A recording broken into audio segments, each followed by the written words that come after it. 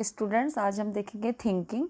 और थिंकिंग से पहले हमने परसेप्शन कंप्लीट कर लिया है, उससे पहले डिस्ट्रैक्शन, उससे पहले हमने ये देखा था अटेंशन।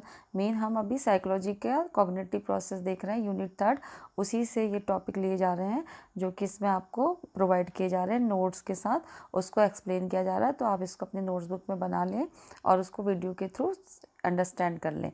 तो जो नए व्यूअर्स हैं वो इसको ज़रूर से सब्सक्राइब कर लें। अगर इसी तरीके से आपको नोट चाहिए तो आप इसको अपने नोट्स बुक्स में बना लें, सब्सक्राइब कर लें, और सब्सक्राइब के बगल में जो बेल आइकन है उसे भी प्रेस कर दें, जिससे कि जो भी नोटिफिकेशन आपको मिल जाए, जो भी वीडियो इस पर अपलोड की जाएंगी वो आपको उसका नोटिफिकेशन मिल जाएगा। अगर आपके काम की होंगी तो आप उसको यूज़ कर लीजिए, उसको ले लीजिए नोट्स कंटेंट उसका। अगर काम की नहीं है तो स्किप कर दीजिए, मीन आपको फ़ायदा ही होने वाला है। तो चलिए स्टार्ट करते हैं। और कमेंट्स और लाइक करना तो हमेशा भूल जाते हैं। अगर आपको किसी टॉपिक पे लेक्चर चाहिए तो कमेंट्स बॉक्स में बता सकते हैं, और लाइक भी कर सकते हैं। तो आप लोग सब कुछ भूल जाते हैं। चलिए स्टार्ट करते हैं।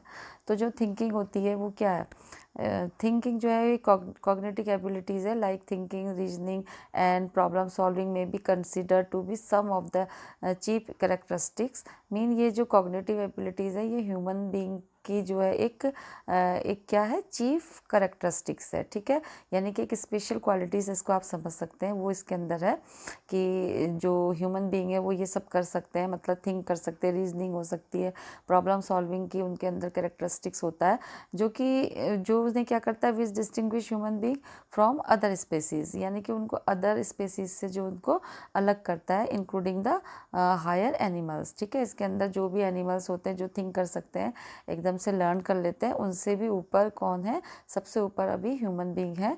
तो ये उनको, ह्यूमन बीइंग को सबसे अलग करता है इन्हीं सब क्वालिटीज़ के के वजह से। ठीक है, देन देखते हैं कि the challenges and problem solving, यानी कि the challenges and problems face by the individual और society in general are solve through series of effort involving thinking and reasoning. मतलब क्या है कि आमतौर पर जो इंडिविजुअल या सोसाइटी के द्वारा जो फेस की जाने वाली कुछ चैलेंजेज और प्रॉब्लम होती हैं, मतलब कि फेस मतलब होता है सामना करना। तो कुछ चैलेंजेज होते हैं और कुछ प्रॉब्लम्स होते हैं जिनका कि वो क्या करते हैं, उनको फेस करते हैं। तो उन जो वो होती हैं प्रॉब्लम और ये जो भी चैलेंजेज होते हैं उनके लिए वो थिंकिंग, रीजनिंग से जुड़े कुछ एफर्ट के जो सीरीज़ होती है उसके थ्रू वो क्या करते हैं, उसको सॉल्व करते हैं। मीन कहने का है कि ज़्यादा टिपिकल ना समझे, इसको ये समझ लें कि ये जो थिंकिंग है, रीजनिंग है, ये हमारे को अपने जो प्रॉब्लम सॉल्विंग, ये जो मतलब जो भी हम फेस करते हैं, प्रॉब्लम हमारे पास आती हैं, जो भी चैलेंजेज और प्रॉब्लम्स होती हैं जिसका कि इंडिविजुअल भी फेस करते हैं, सोसाइटी भी, दोनों को इनका फेस करना पड़ता है।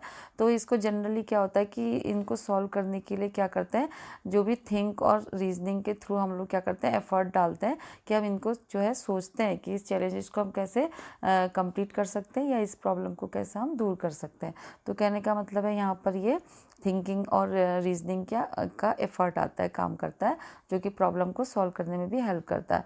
Then power of thinking and reasoning में thus be consider to be the essential tool. क्या बोला है, essential tool for the welfare and meaningful existence of the individual as well as society.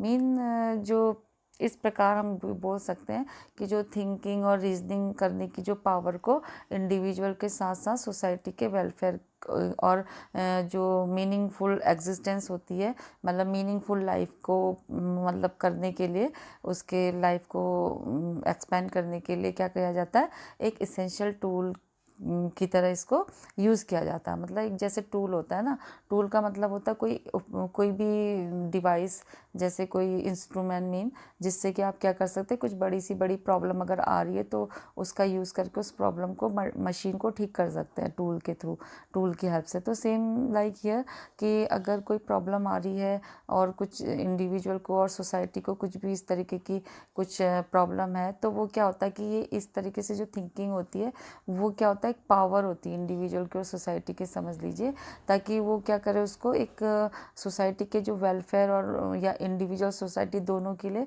उनके वेलफेयर के लिए और उनके मीनिंगफुल एग्जिस्टेंस के लिए क्या करते हैं, एसेंशियल टूल की तरह उसको यूज़ करते हैं थिंकिंग को। कहने का मतलब ये है। देन डेफिनेशन, तो रोज़ ने इसकी डेफिनेशन दी कि थिंकिंग इज़ मेंटल एक्टिविटी। क्या है ये? एक मेंटल एक्टिविटी है। यहाँ पे आप देख पा रहे हैं, ये रोज़ ने बोला है thinking is mental activity in its cognitive aspect और mental activity with regard to psychological aspects. Main जो ये थिंकिंग है ये मेंटल एक्टिविटी है, जिसमें कि क्या होता है कि इसमें जो होता है थिंकिंग और कॉग्निटिव प्रोसेस में एक मेंटल एक्टिविटी होती है उनके अकॉर्डिंग, और या फिर इसे जो होता है साइकोलॉजिकली जो साइकोलॉजिकल एस्पेक्ट के फॉर्म में भी जो होती है मेंटल एक्टिविटी से रिलेटेड होती है।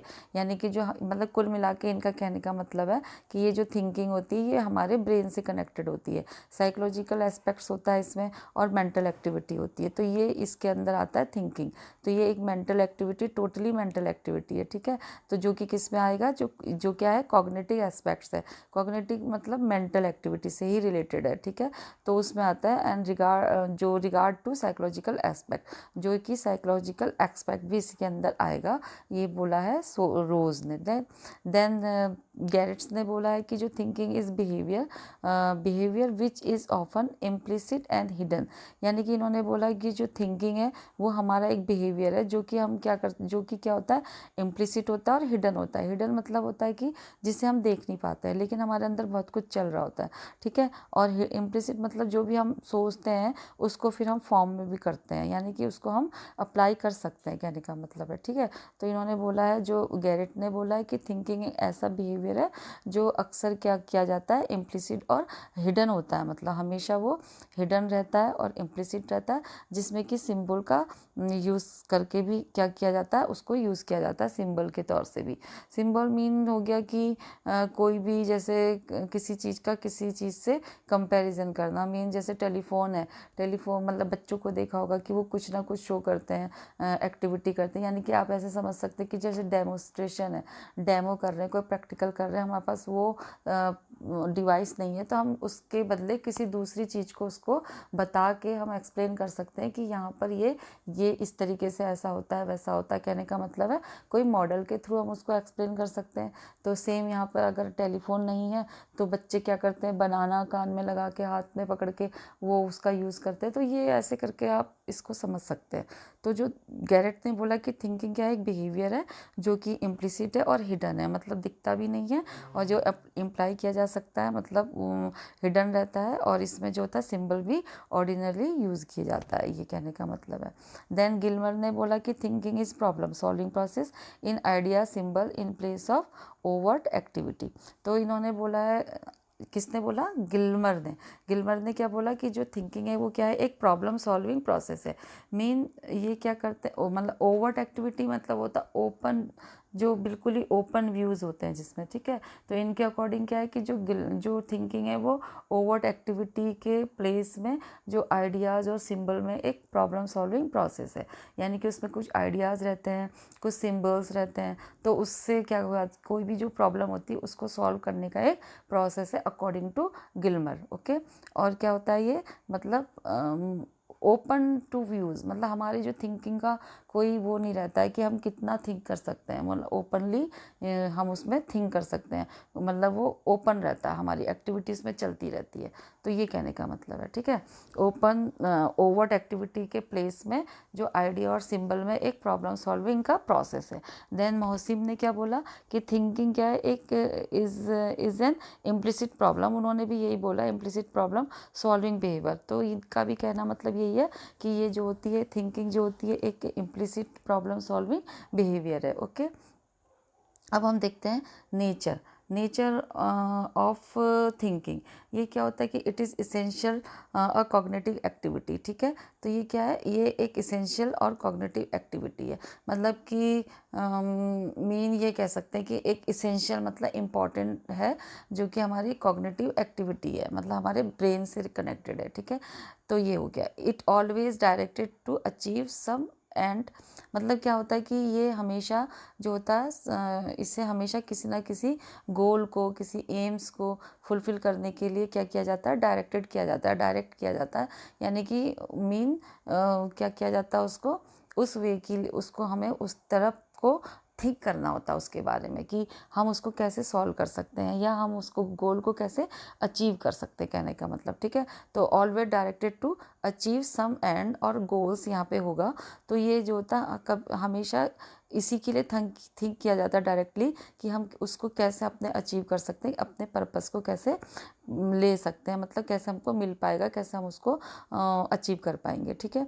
And it is describe as a problem solving behaviour purpose. तो कहने का मतलब है कि ये एक प्रॉब्लम सॉल्विंग प्रोसेस हम शुरू से पढ़ते आ रहे हैं कि हमारा जो प्रॉब्लम सॉल्विंग बिहेवियर है, जो भी अगर हमारा कोई पर्पस है तो उसको ये जो पर्पस है, ये जो पर्पस है वो यहाँ पे था, तो ये बाय मिस्टेक जो होता है वो इधर हो गया, ये टाइपिंग मिस्टेक हो गई।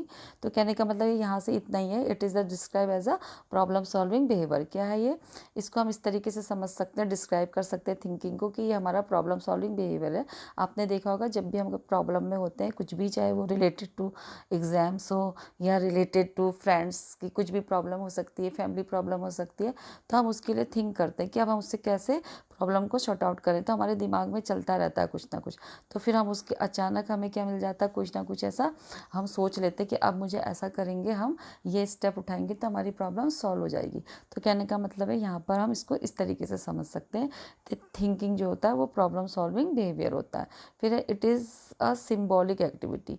मैंने पहले ही बताया था कि ये एक सिम्बॉलिक एक्टिविटी, हमने अभी प्रीवियस स्लाइड में भी देखा था कि इसका कहने का मतलब क्या है कि use objective to stand in for other objects, ठीक है। मैंने जैसे बोला कि आप क्या कर सकते हैं कि कोई एक ऑब्जेक्ट को किसी दूसरे ऑब्जेक्ट के मतलब स्टैंड कर सकते हैं उसके बिहाफ पे और कुछ उसको एक्सप्लेन कर सकते हैं। लाइक इन डेमो, अगर आपके पास फॉर एग्जांपल थर्मामीटर नहीं है और आप वाइटल लेना उन्हें बता रहे हैं, तो आप उनको प्लेस करना बता रहे हैं। अभी रीडिंग तो आप बाद में बताएंगे, पहले आपको प्लेस करना, उसको हैंडल करना, किस तरीके से उसको शेक किया जाता, कहाँ से उसको किधर से किधर पहले किया जाएगा, किधर से किधर पहले किया जाएगा, यानी कि टिप टू एंड होता है, या मतलब आपको हैंडल करना आना चाहिए।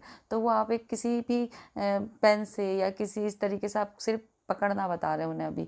तो ये कहने का मतलब है आप एक किसी ना किसी सिंबल से उसको यूज़ थिंक कर रहे हैं, कहने का मतलब ये एक सिंबॉलिक एक्टिविटी है। मीन कोई भी, जैसे मैंने अभी आपको बनाना का एग्जांपल दिया था, तो आप ऐसे भी समझ सकते हैं कि बनाना यूज़ एज ए फ़ोन, हम ऐसे समझ सकते हैं इसको, ठीक है, जो बच्चे करते हैं। और उसके बाद है इट मेंटल क्या है, इट इज़ सिम्बॉलिक एक्टिविटीज हमने देख लिया। It is mental exploration instead of motor exploration. का मतलब क्या हुआ कि ये जो है एक मोटर एक्सप्लोरेशन के बजाय मेंटल एक्सप्लोरेशन है, ठीक है। कहने का मतलब कि इसमें क्या होगा, जो मोटर एक्सप्लोरेशन में क्या होता है, ट्राई एंड एरर होते हैं। मतलब कोई चीज़ को बनाते हैं या वो बार बार बिगड़ेगी, तो हमारी मोटर एक्टिविटी काम करती है, हम फिजिकली उसमें एफर्ट डालते हैं, उसको बार बार हम उसको करेक्ट करने के लिए वो हम उसकी संग क्या करते हैं, मतलब उसमें हम लगे रहते हैं। कहने का मतलब उसमें ट्राई एंड एरर होते रहेंगे।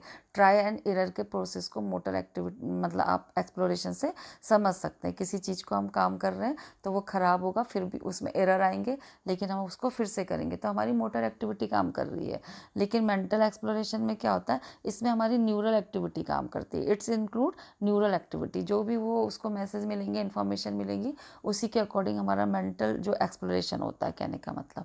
तो ये आप यहाँ पे समझ में आ गया होगा कि ये क्या है, एक मेंटल जो exploration instead of motor exploration. Mean जो ये मोटर एक्सप्लोरेशन के बजाय ये क्या है, मेंटल एक्सप्लोरेशन है। मतलब इसमें फिजिकल एक्टिविटी नहीं होगा, मेंटल एक्टिविटी होती है, कहने का मतलब। It can shift very rapidly. तो मतलब आपने देखा होगा जंपिंग टाइप होता है ना, कि आप अभी स्टडी के लिए सोच रहे हैं, फिर अचानक ही आपको ध्यान आ जाएगा, अरे कल मेरा पेपर है, मैंने उसके लिए तैयारी की कि नहीं, मैं एक बार देख लेती हूँ या देख लेता हूँ।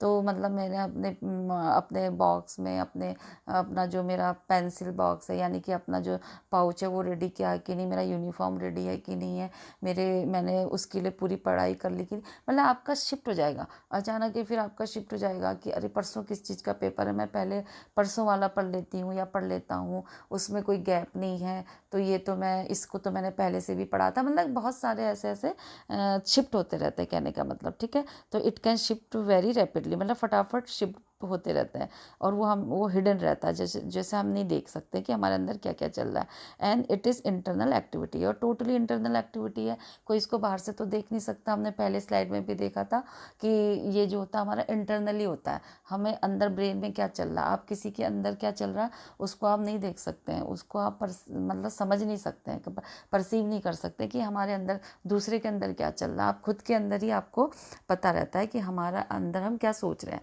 तो ये क्या है, टोटली इंटरनल एक्टिविटी है। तो ये हो गया यहाँ पे बच्चा, आज हम यहीं तक पढ़ेंगे क्योंकि फिर ये बहुत लेंदी हो जाएगा। बस मैं आपको थोड़ा सा दिखा दूँ। अब हम जो नेक्स्ट स्लाइड में देखेंगे वो हम ये पढ़ेंगे, टाइप्स ऑफ थिंकिंग पढ़ेंगे, जिसमें कि परसेप्चुअल और कंक्रीट थिंकिंग हो गया, कंसेप्चुअल और अब्स्ट्रैक्ट थिंकिंग हो गया, क्रिएटिव थिंकिंग हो गया, logical thinking, regional and problem solving and ये जो कन्वर्जेंट और जो डाइवर्जेंट थ्योरीज थिंकिंग, ये सब हम जो होता है नेक्स्ट स्लाइड में नेक्स्ट क्लास में देखेंगे। आज हम यहीं पे तक देखेंगे, नहीं तो वीडियो जो होता है वो बहुत लेंदी हो जाएगा। तो चलिए, गुड बाय, टेक केयर, और इसको जो है ज़रूर से लाइक शेयर और कमेंट सब्सक्राइब ज़रूर करिएगा।